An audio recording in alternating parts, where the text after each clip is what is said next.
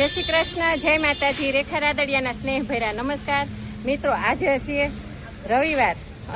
રવિવાર અને આજે વુમન્સ ડે પણ છે.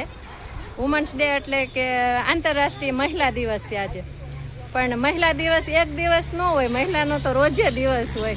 કારણ કે એક સ્ત્રી છે એ શૂન્યમાંથી સર્જન પણ કરી શકે અને સર્જનમાંથી શૂન્ય પણ કરી શકે, એટલી સ્ત્રીમાં તાકાત છે. સ્ત્રી એક શક્તિ છે, સ્ત્રી સંસ્કૃતિ છે અને સ્ત્રી આરોગ્ય પણ છે. કારણ કે ઘરની રસોઈ બનાવી, ઘરનું સારું હેલ્ધી જમવાનું બનાવી અને આપણું આરોગ્ય પણ સારું રાખે, એટલે સ્ત્રી શક્તિ, સંસ્કૃતિ અને આરોગ્ય છે. તો બધી મહિલાઓને, મારી માતા બહેનોને આંતરરાષ્ટ્રીય મહિલા દિવસની ખૂબ ખૂબ શુભેચ્છા. અને આજે રવિવાર છે તો અમે આવ્યા છીએ અહીંયા કૈલાસ મુક્તિધામ સફાઈ કરવા માટે. જો આ બધા હનુમાનપરાના બહેનો છે, અલગ અલગ વિસ્તારમાંથી બધા બહેનો અહીંયા બાયપાસ રોડ ઉપર કૈલાસ મુક્તિધામ આવેલું છે, ત્યાં બધા સફાઈ કરવા માટે આવે છે. જો આ બધા બહેનો અહીંયા સફાઈ થઈ ગઈ છે. તમે વિચાર કરો, આ ઉનાળાનો કેટલો ધમધકતો તડકો, અને એ તડકામાં આ બધા બહેનો 3 વાગ્યાના આવ્યા હતા. અને જો આ રથ એમને તેડવા ગયો તો આ બધા બહેનોને, અને હવે આ રથ છે તેમાં બેસી અને બધા હવે એને ઘરે મૂકવા પણ જાય છે. તમારે કોઈને કઈ બોલવું છે? બોલો, જે બોલવું હોય બોલાય. સેવા કરવા આવી છીએ. જ્યાં બધા બહેનોએ સફાઈ કરી લીધી. કૈલાસધામ વાળવા આવી છે તે પછી અમને આમ સારું લાગે એટલે અમે દર રવિવારે વાળવા આવી છે. અમારથી થાય કરશું. દર રવિવારે આવી છે વાળવા. દર રવિવારે આવી છે અમે અહીંયા. અમારથી આ સેવા એટલી થાય, અમારા શરીરમાં સારું રહે એટલે આવી દર રવિવારે. જેટલી થાય એટલું સારું અમારા શરીર માટે. આ રથમાં બેસીને, હા, રથમાં તેડી જાય, મેકી જાય. મજા આવે રથમાં બેસવાની? રથમાં બેસવાની મજા આવે.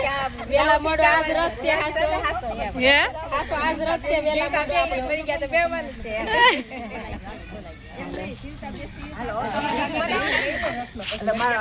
નંબર દઈ દઉં. હે 96 અમારો નંબર લખી. હાલો આપું 1 મિનિટ. તો આ બહેનો હવે રથ મૂકવા જાય. હાલો આપણે જોઈ લઈએ રથમાં બેસે એ બધા બહેનો. આપણે કાકાને પણ લઈ લઈ જો રથમાં. લે કાકા સેવા જ કરે ને. કાકા સેવા કરો ને, ક્યાંથી દેખાય આમાં? આયા જય શ્રી કૃષ્ણ. હે સેવા કરું. સેવા કરો. આ લોકોને લેવા જાઓ ને મૂકવા જાઓ. અને લાશો વચ્ચે ફેરવી. હે ડેડ બોડી લઈને આવી. ઠીક, હા હા. તો આ કાકા હાવ નિસ્વાર્થ ભાવે સેવા કરે છે. અને આ છે આપણો અંતિમ રથ. અંતે આપણે આમાં જવાનું છે, બરાબર ને? ત્યારે પણ કોણ જોવાનું છે?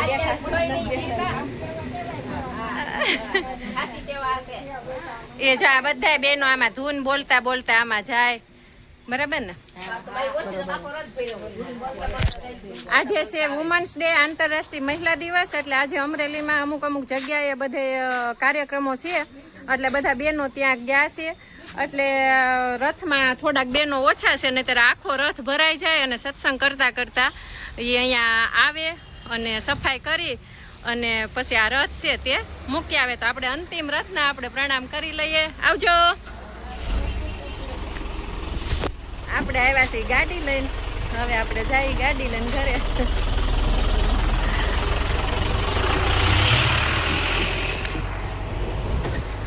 મારા સાહેબ પણ મારી સાથે આવ્યા છે, એ અંદર બેઠા છે. એટલે હું તમને થોડું કૈલાસ મુક્તિધામ અંદરનું બતાવી દઉં. આ બાજુ બધું પ્રદર્શન છે, એનો વિડીયો બનાવ્યો છે, તમે મારી યુટ્યુબ ચેનલમાં છે તે જોઈ લેજો. આ બાજુ છે મહાદેવનું મંદિર, અને આ બાજુ બધે પ્રદર્શન ગોઠવેલું છે. સફાઈ થોડી થઈ છે, ઓછા બહેનો હતા એટલે. અમારા સાહેબની સામે બેઠા છે. જો એક રથ અહીંયા છે. આ રથ બંધ છે. જો અહીંયા આ બધા ભાઈઓ, વડીલ ભાઈઓ બધા જો સેવા આપી રહ્યા છે. અહીંયા લાકડા કાપવાનું મશીન છે. જો અમારે અહીંયા ધીરુ કાકા, બાલા કાકા, ગોઢન કાકા ને બીજા કેવા કાકા? મગન કાકા. એ બધા જો અહીંયા લાકડા કાપી રહ્યા છે. જેકથી લાકડા. હે શું કહેવાય? લાકડા ફાડવાનું કામ શરૂ છે.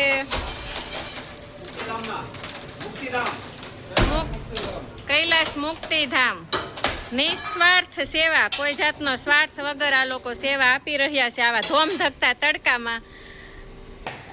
જો આ બધા લાકડા ફાડી અને અહીંયા બધા ગોઠવા છે. જો અહીંયા છે અંતિમ વિસામો, અને એ જે લાકડા ફાડી રહ્યા હતા ને એ લાકડાથી અગ્નિથી અહીંયા અંતિમ સંસ્કાર કરવામાં આવે છે અહીંયા. અને હવે સુવિધા આવતી જાય છે ને એટલે જો અહીંયા બીજો વોલ બને છે. આ શું કહેવાય આને? શું કહેવાય આને? શું કહેવાય? આ ગેસ ભઠ્ઠી માટે. હે હા, આ ગેસની નવી ભઠ્ઠી આપી છે એટલે હવે સરકાર પણ ગેસ ફ્રીમાં આપે છે.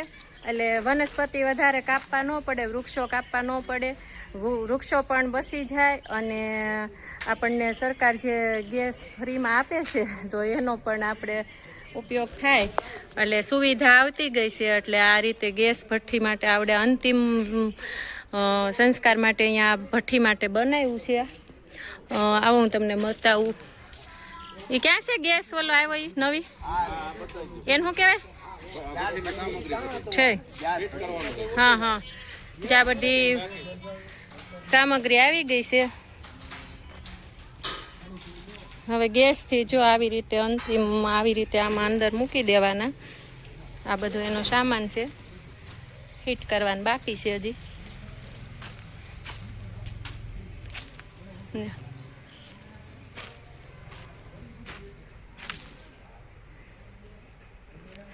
બહુ એટલે બહુ છે, મોટું સરસ જગ્યા છે હરવા ફરવા માટે.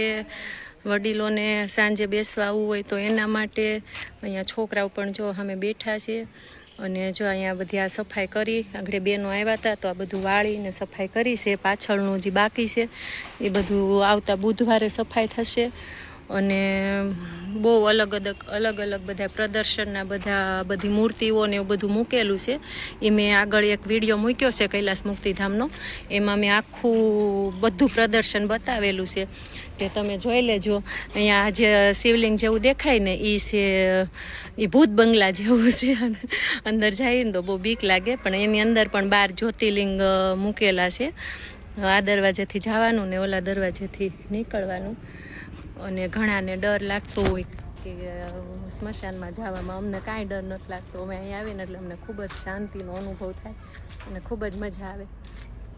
વિનુભાઈ છે બધા બહેનોને ઘરે ઉતારીને વહી આવ્યા હોતા ને જો આવી ગયો આપણો અંતિમ રથ.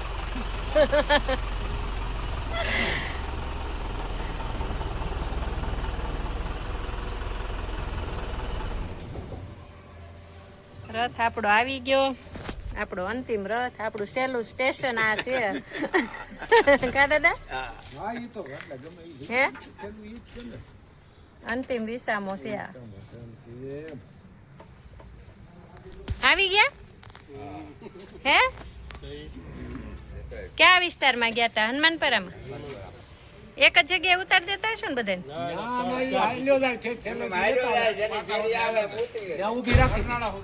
હે રેલવે લાગી ઠેક જેન ઘર આવતું જાય એમ ઉતરતા જાય.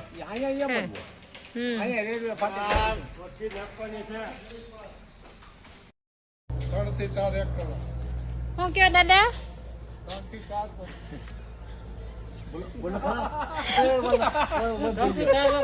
રવિવારે 3 થી 4 વાગે હનુમાનપરાની બહેરાઓ. હું પણ સફાઈ કરવા વાળવા આવવાનું. એટલે એ દાદા એવું કહે છે કે જે લોકોને સફાઈ કરવા આવવું હોય ને એ બુધવારે અને રવિવારે બપોર પછી અહીંયા આવી શકે છે, જેને સેવા આપવી હોય. બરાબર ને? હાલો, જય મહાદેવ. હા, અહીંયા આવીને ખરેખર બહુ મજા આવી. હા, તમને કહે છે બેંકે ન જાવ, બેહવા વયાવું એમ. હે પગાર નો આપે ને બેંકે નો જાય તો?